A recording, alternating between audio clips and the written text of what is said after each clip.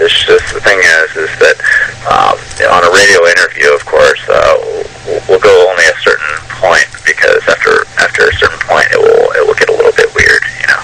Exactly. I know we've still got a lot of time left, believe it or not, until we get to the next interview as well too. When you say mind and spirit as well, people can take that to a lot of different aspects and everything. Some people could say, hey, okay, I met Don Henrie, he's talking about all this and everything else, or if you are, that sort of thing, out in the open and everything else. But some people can relate to, let's say, New Age or something like that, maybe Scientology or something. I'm just saying, just poking at different other things that I know about the whole thing. Mind, spirit, that sort of thing. And then there's a lot of different other types of organizations, whatever you want to call it. You want to call it cultism, spiritism, whatever, religion, that sort of thing. You know, where do you fall in that place as well too? Is it kind of a, I know it's a real thing for you and everything, but to say, hey, I met Don Henrie, spirit, mind, it could be New Age, that sort of thing. You get that label. You're always going to get stamped with the label, that's what I'm saying. You're talking about labels, exactly. You know, that's partly the reason why I try to stay away from the most of greater society, for the most part, especially in conversations and such, because it could just be kind of really annoying eventually when people start bringing up the same old things all the time. But for interview and, you know, intensive purposes,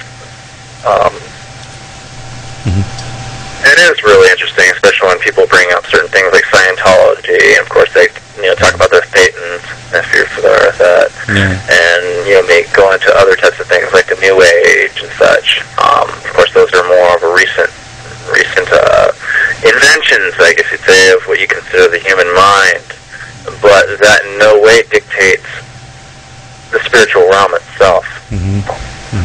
The spiritual realm is something that we dictate or try to describe with our mouths that we're given, because that's all we have. So we put in the words, and sometimes words are just not something that we can use to describe. It's more of the emotions, the feelings, the understanding without words of a subject that does exist, yet at the same time, you know, the whole thing where you actually put something in the words and you've actually kind of give it a discredit, because by giving it words or by trying to define it, what happens is you leave out all the rest that you just did not describe. It's kind of funny when you say the same thing over and over. Try internet radio for 5 years with these bands. Yeah, it's the same thing. I understand what you're saying and stuff like that. Yeah, and this is also totally different with our viewers and everything else and stuff like that. They're trying to also get to know this whole entire thing. We never really talk about this. We also talk a lot of industry talk. So this is really kind of different for us. Really kind of different.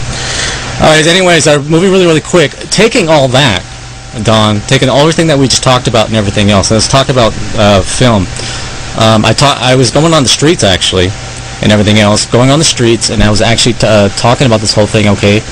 Vampirism, spiritualism, that sort of thing, and everything else. Why does Hollywood and filmmakers present a totally different? I want to call it like what do you call, like a reencantment or something like that, or like just a done-up thing, their own version of what the spiritualism is really like and stuff like that. A lot of it's not really all somewhat true. Some of it is, and everything else. It's kind of like an adaptation. The word is adaptation when it comes to this type of stuff. What is your 2 cents about Hollywood films, even when they're presenting vampires and demons and angels and everything else and the spiritism and all that stuff? I think that Hollywood is a necessity, especially with the evolution of what you consider the human beings that happen to be upon this earth right now. It is a control factor. It is something that keeps these reminders that these types of entities and things like that do exist within the world. There is the vast majority of, especially within Hollywood, that try to use the imagination. You know, Hollywood is a money game, you know, and of course they're going to use these types of things, especially without real knowledge of the subject, to actually make their millions, you know. And I find that certain things, of course, in Hollywood could be very irresponsible. Very irresponsible. It's like, you ever had the kid that tried to conjure up a hole or a doorway inside a house, and that house had problems for the rest of the 10 years when you're in the teenage years, you know, kind of thing. So it's the same thing that Hollywood does, but at the same time on a major scale. I think that Hollywood greatly exaggerates, yet at the same time points out